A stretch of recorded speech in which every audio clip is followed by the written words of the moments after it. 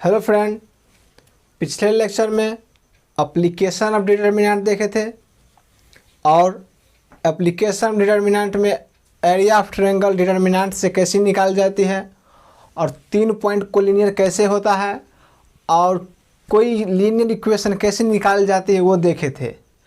आज चलिए application of determinant को कंटिन्यू करते हैं और लीनियर इक्वेशन में वैल्यू एक्स वाई की कैसे निकाल जाते हैं वेरिएबल की ये देखते हैं। चलिए स्टार्ट करते हैं। हेडिंग दे दीजिए solving system of equation.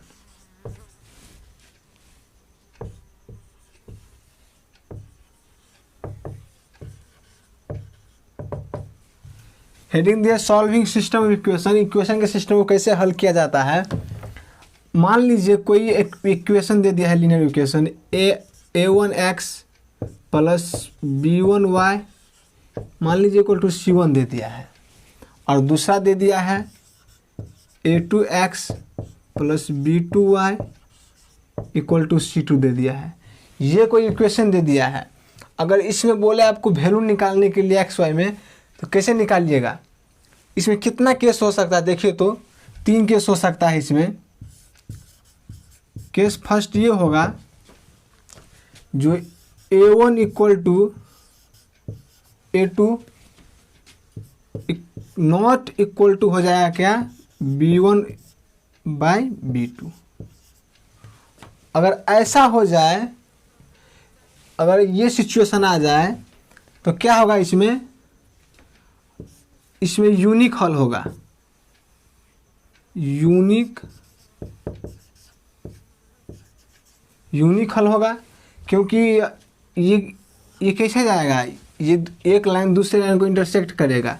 Solution निकालने का क्या मतलब होता है, किसी लाइन का सॉल्यूशन निकालने का क्या अर्थ होता है कि वह लाइन एक दूसरे को कहाँ इंटरसेक्ट करता है, तो ये एक ही पॉइंट पे इंटरसेक्ट करेगा, इसलिए इसकी वैल्यू यूनिक होगी। समझ पा रहे हैं क्या कर रहे हैं। और केस सेकेंड क्या होगा,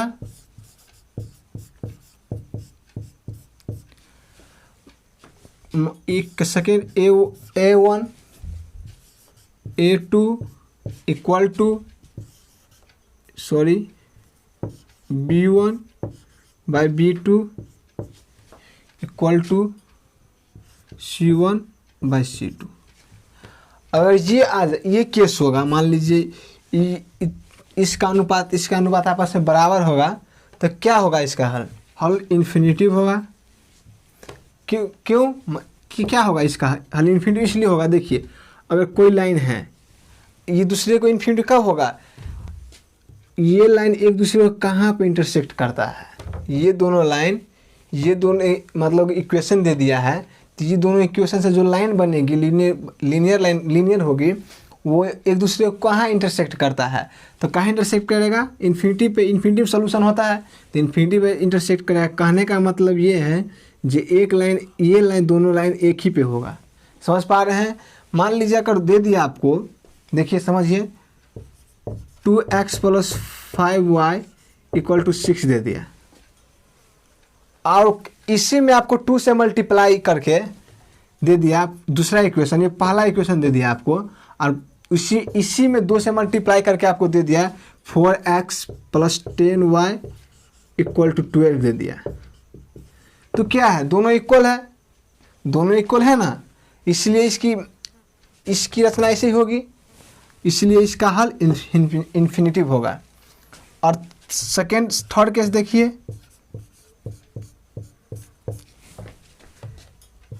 a1 a2 b1 b2 equal to is not equal to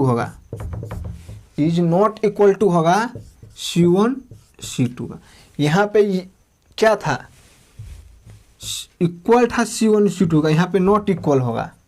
अगर ऐसा आ जाए तो नो सॉल्यूशन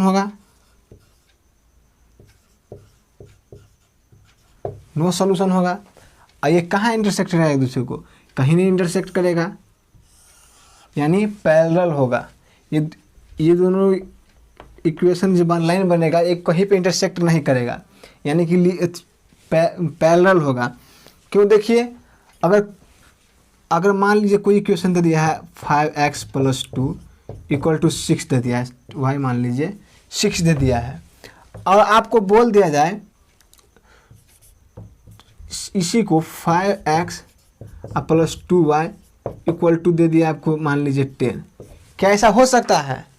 अगर 5x 2y कहीं पे 6 और 5x 2y = 10 कहीं पे हो सकता है? नहीं हो कहीं पे मतलब नहीं। यहाँ पे देखने का मतलब है जो x का वैल्यू यहाँ रखिएगा और y का वैल्यू यहाँ पे रखिएगा, वहाँ पे रखिएगा, मतलब जो x का वैल्यू इसमें रखिएगा वही यहाँ पे रखिएगा इसमें, तो क्या 10 आ सकता है?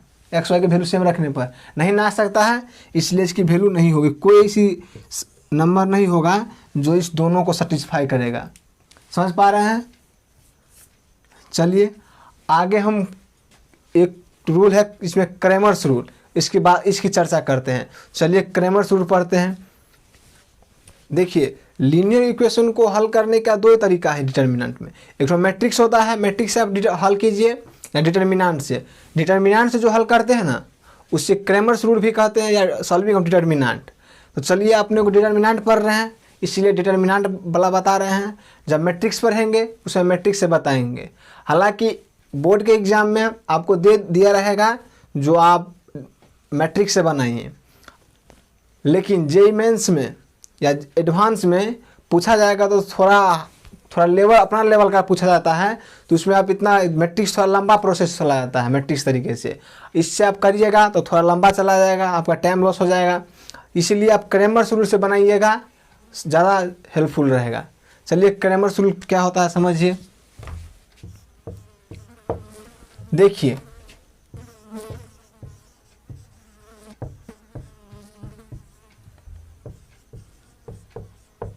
क्रैमर्स रूल, अगर कोई दे दिया है इक्वेशन a1x, अभी टू वेरिएबल के देख रहे हैं, टू वेरिएबल के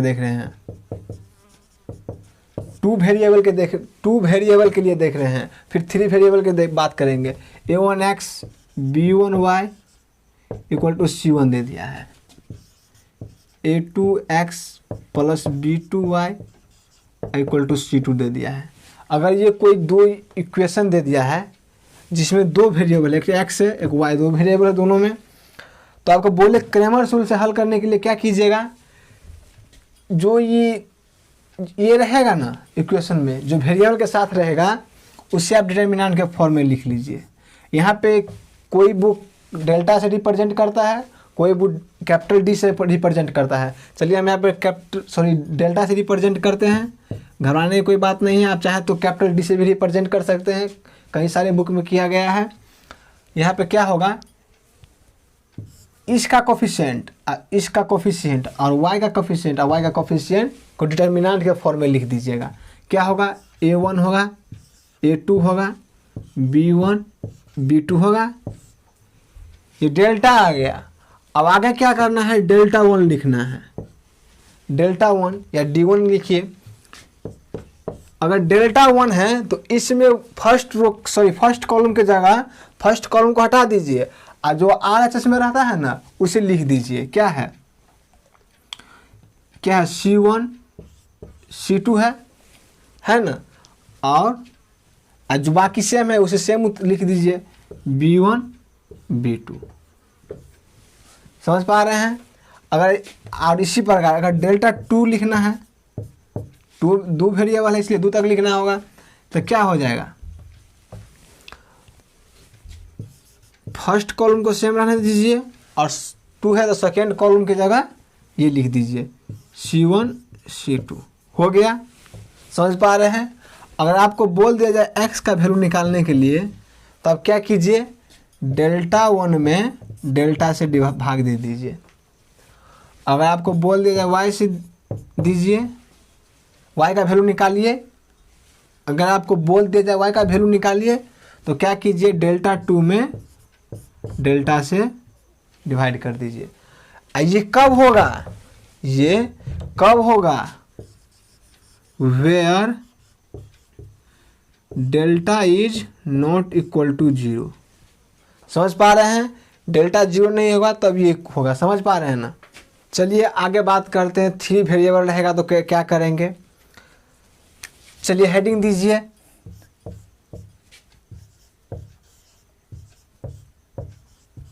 सिस्टम ऑफ लीनियर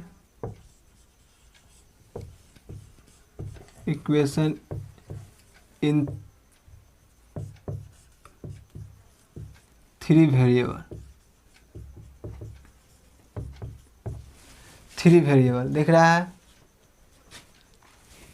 क्या हो जाएगा।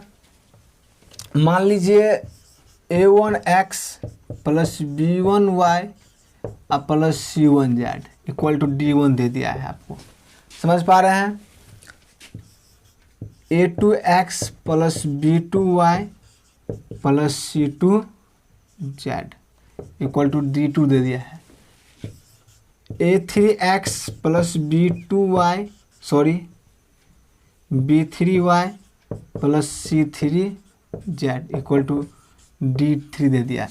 देखिए इसमें 3 वेरिएबल है, x y z 3 वेरिएबल है। अगर इसमें आपको बोले निकालने के लिए x y की वैल्यू तो क्या कीजिएगा, सेम प्रोसेस है। क्या कीजिए, डेल्टा निकाल लीजिए कोफिशिएंट से, और x निकालना है तो क्या कीजिए x निकालना है तो क्या कीजिए डेल्टा 1 बाई डेल्टा कीजिए, y निकालना है तो डेल्टा 2 बाई डेल्टा कीजिए, समझ पा रहे हैं। और अगर z निकालना है तो डेल्टा 3 बाई डेल्टा कीजिए। चलिए इसका प्रूफ दिखाते हैं, थोड़ा इसका प्रूफ दिखाते हैं। डेल्टा निकालिएगा तो क्या होगा, यहाँ पे डेल्टा निकालिएगा तो क्या होगा, यहाँ पे क्या बोल है डेल्टा निकालने के लिए, वेरिएबल के कोफिशिएंट को डिटरमिनेंट के फॉर्म में लिख देना है। तो क्या हो जाएगा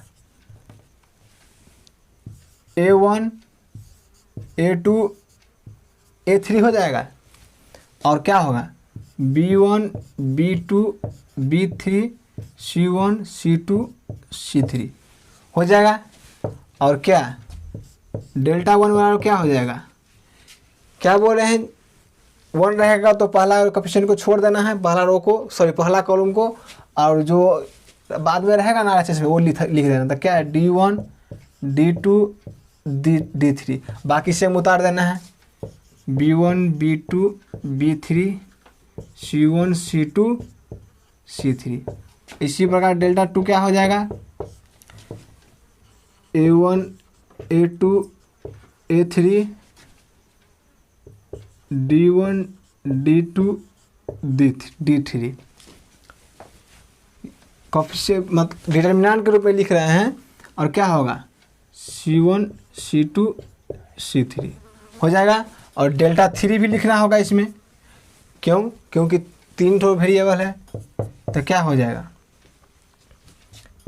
a1 a2 a3 b1 b2 b3, चूँकि 3 है इसलिए 3 कॉलम की जगह क्या लिखेंगे d1 d2 d3 हो गया। डिटरमिनेंट के फॉर्म में लिख लिए, समझ पा रहे हैं। क्रैमर्स रूल है, क्रैमर्स रूल पढ़ा रहे हैं, Cramer's rule for 3 variable, Cramer's rule for 3 variable पढ़ा रहे हैं। क्या होगा अब देखिए, यहाँ पे देखिए तो d1 की जगह अगर डेल्टा 1 को लीजिएगा, अगर डेल्टा 1 को लीजिएगा क्या है डेल्टा 1 बराबर कितना है d1 d2 d3। यहाँ से प्रूफ बता रहे हैं, प्रूफ बता रहे हैं। यहाँ से देखिए क्या है d1 d2 लिख जाए b1 b2 b3 होगा c1 c2 c3 हो जाएगा।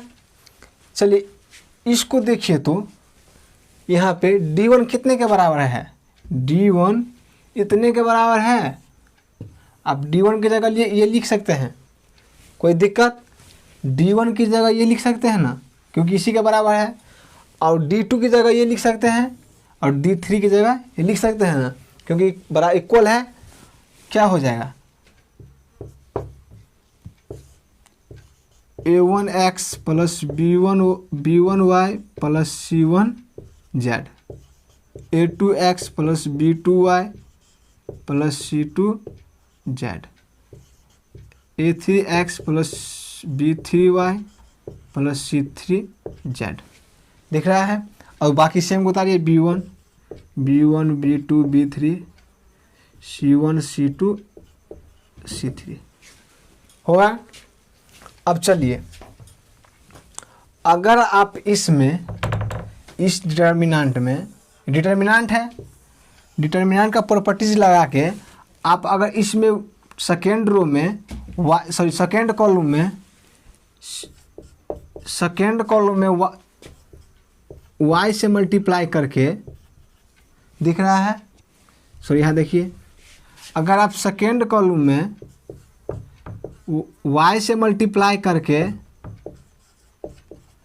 और थर्ड कॉलम में z से मल्टीप्लाई करके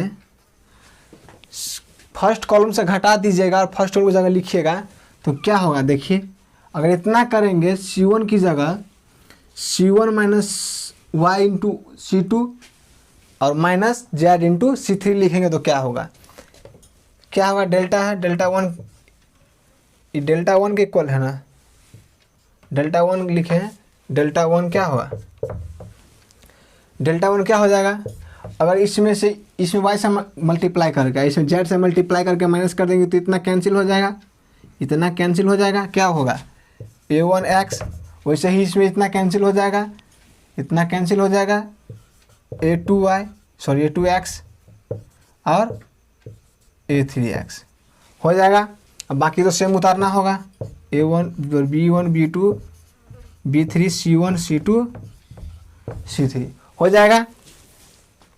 अगर आप इसमें से देखिए, अगर आप इसमें से x बाहर ले लेते, मतलब कॉमन लेने के लिए आपको प्रॉपर्टी से बताए थे, अगर किसी डिटर्मिनेंट में कॉमन लेना होगा तो वह एलिमेंट किसी रो या किसी कॉलम में के सभी एलिमेंट के पास होना चाहिए। तो यहाँ पे देखिए, अगर हम इससे x बाहर कर ले, इससे x बाहर कर ले तो हो जाएगा, क्योंकि x फर्स्ट कॉलम के सभी एलिमेंट के पास है, तो क्या हो जाएगा x into a1 a2 a3 हो जाएगा, और क्या b1 b2 b3 हो जाएगा, c1 c2 c3 हो जाएगा।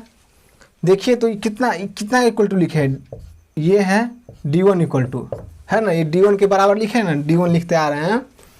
अब देखिए x इंटू, इसको देखिए तो ये d के डेल्टा के बराबर है, ये डेल्टा के बराबर है ना, डेल्टा के बराबर है ना, तो क्या हो जाएगा, d1 लिख रहे हैं, d1 बराबर इतना है, और डेल्टा का बराबर तो क्या हो जाएगा, x इंटू डेल्टा हो जाएगा, x इंटू डेल्टा हो जाएगा, या x बराबर क्या हो जाएगा, d1 बटा डेल्टा बाय डेल्टा हो जाएगा ना। जैसे x के लिए प्रूफ किए हैं वैसे भी y के लिए कर सकते हैं, तो y के लिए क्या हो जाएगा, डेल्टा 2 बाई डेल्टा, और z के लिए क्या हो जाएगा, डेल्टा 3 बाई डेल्टा। समझ पा रहे हैं। जिस प्रकार x कैसे निकला है, x की वैल्यू कैसे निकालेंगे प्रूफ किए हैं, वैसे ही z के लिए भी हो सकता है सिमिलरली, और y के लिए भी हो सकता है। आई होप समझे होंगे कैसे प्रूफ किए हैं। चलिए आगे बढ़ते हैं। क्रैमर्स रूल में हल करने के लिए कुछ कंडीशन को भी देखना पड़ता है। चलिए कंडीशन को देख लेते हैं क्या होता है। चलिए हेडिंग दीजिए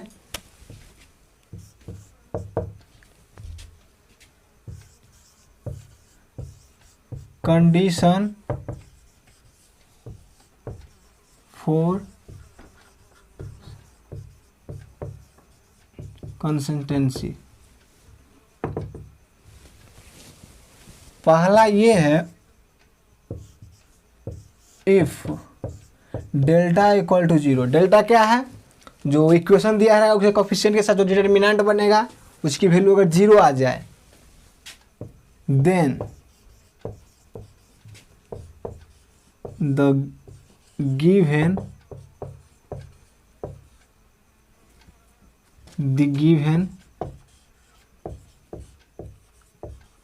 system of equation is consistent and has unique solution। क्या लिखे? अगर कोई इक्वेशन दिया रहेगा, इसमें आप डिटर्मिनेंट मतलब कोफिशिएंट को लेकर वेरिएबल कोफिशिएंट को लेकर डिटर्मिनेंट जो बनाएंगे डेल्टा, उसकी वैल्यू अगर 0 आ जाएगी तो उसकी वैल्यू कंसिस्टेंट रहेगा। कंसिस्टेंट मतलब या तो यूनिक होगा या इन्फिनिटिव होगा, लेकिन उसकी हल होगी। और अगर यहीं पे इनकंसिस्टेंट रहता तो उसकी वैल्यू एडजस्ट नहीं होगा, कोई भी नंबर नहीं रहेगा जो इस समीकरण को हल कर पाए, सेटिस्फाई कर पाएगा। समझ पा रहे हैं? अगर 0 होगा तो यूनिक हल होगा। और दूसरा देखिए, if delta equal to 0 and at least 1 delta 1 या डेल्टा 2 और डेल्टा 3 इज नॉन जीरो। क्या बोले हैं? Non zero. Then no solution.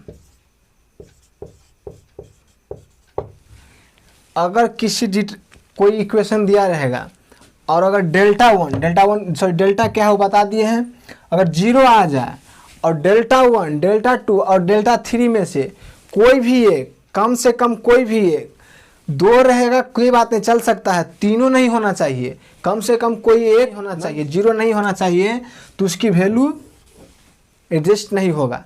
समझे? और तीसरा देखिए,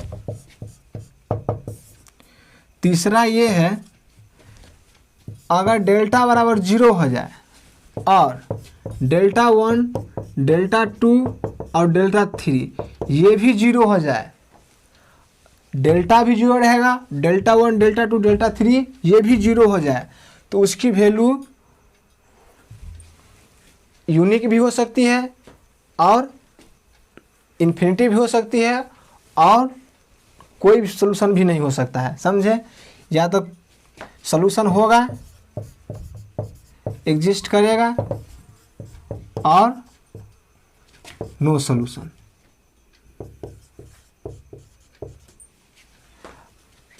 either solution exist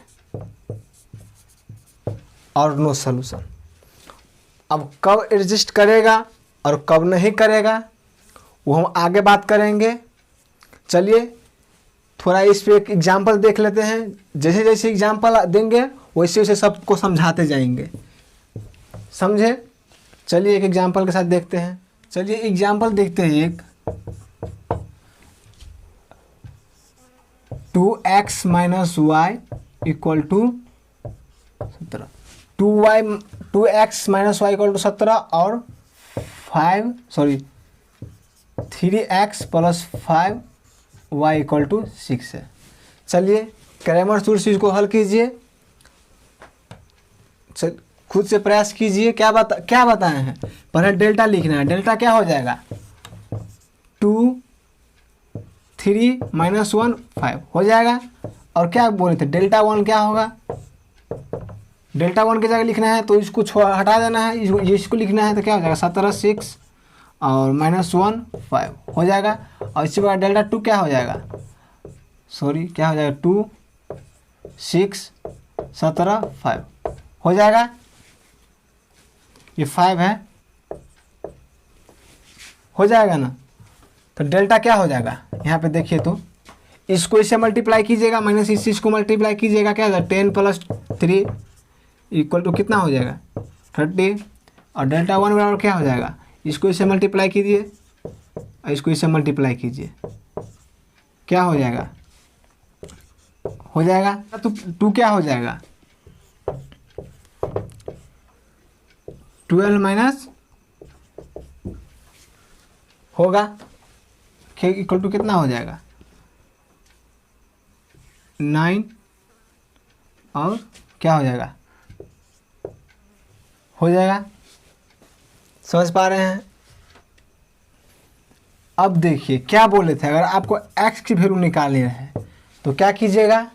delta 1 by delta कीजिए। डेल्टा 1 कितना है? 91 है और डेल्टा कितना है? 30 है। कितना हो जाएगा?